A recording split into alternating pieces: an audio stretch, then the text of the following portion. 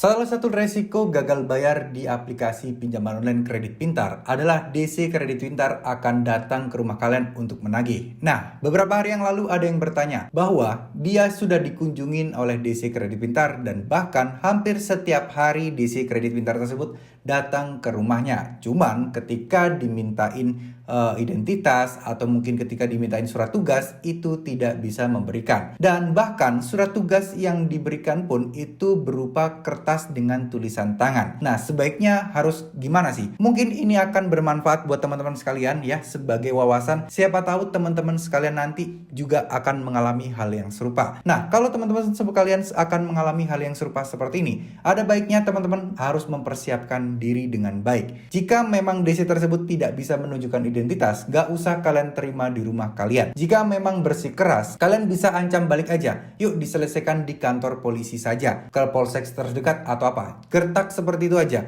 Pasti mereka akan mikir-mikir, pasti mereka akan takut teman-teman ya. Jadi kalau mereka memang tidak bisa menunjukkan identitas, sudah jelas aturan OJK sudah fix. DC harus membawa dokumen-dokumen, baik itu identitas, sertifikat, dan lain sebagainya. Bahkan surat tugas pun harus ada. Nah ini kalau surat tugasnya berbentuk tulisan tangan, ini patut dicurigai. Masa iya pinjol besar sekelas Kredit Pintar itu bikin surat tugasnya tulis tangan? Udah nggak zamannya dan ini nggak masuk akal sekali teman-teman ya. Jadi kalau dia memaksa masuk, memaksa menagih, ya udah kalian abaikan saja, minta surat resminya dulu, baru kalian tanggepi. Kalau misal seperti itu udah datang tiap hari, nggak bisa menunjukkan surat tugasnya, ini bisa kalian laporkan ke polisi. Ya kalau dia WA, kalau kalian punya nomornya, kalian ancam aja balik akan melaporkan ke polisi atau ke RT RW setempat aja, atau ke warga, ancam aja balik seperti itu. Kenapa? Karena bisa jadi ini penipuan dan itu buktinya nggak akurat ya, cuman kertas tertulis doang, terus kemudian tulisan tangan lagi. Nah ini tentunya akan memperkuat kalian untuk bisa menghadapi dan mengatasi DC dari Kredit Pintar seperti ini.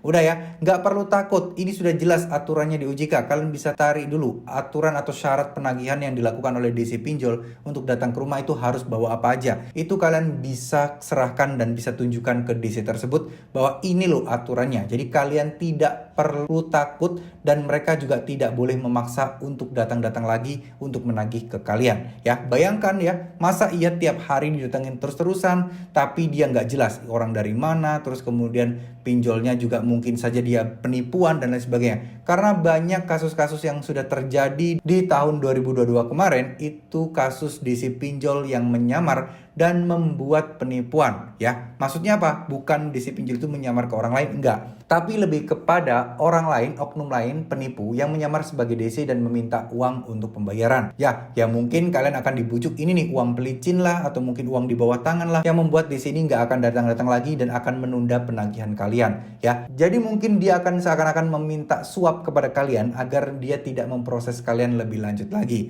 ya. Inilah hal-hal yang harus kalian hindari. Padahal sebenarnya DC tersebut bukanlah DC asli dari Kredit Pintar, tapi yang menyamar sebagai DC Kredit Pintar ya. Nah sekarang kalau surat tugasnya itu bentuknya tulisan tangan, nggak resmi, terus kemudian ID card juga nggak bisa menunjukkan, ya dari mana kita bisa membedakan bahwa dia DC asli dari Kredit Pintar atau penipu-penipu yang lain yang memiliki modus yang sama ya teman-teman. Jadi nggak usah takut teman-teman, di sini tidak salah apapun jika teman-teman menolak DC dari Kredit Pintar jika mereka memang hanya membawa surat tulis tangan. Saya yakin jika memang dia sebenarnya DC Kredit Pintar pun ya kalian tetap adalah hak utama kalian untuk bisa menerima dia atau tidak. Karena apa? Karena dia tidak bisa menunjukkan identitasnya ya. Oke, mungkin sekian dulu video kali ini, semoga video ini bisa bermanfaat. Terima kasih buat teman-teman yang sedang gagal bayar atau telat bayar di Kredit Pintar. Semoga teman-teman bisa dimudahkan dan bisa dilancarkan rezekinya biar bisa segera melunasi hutang-hutang teman-teman sekalian. Terima kasih, mohon maaf jika ada salah-salah kata. Wassalamualaikum warahmatullahi wabarakatuh.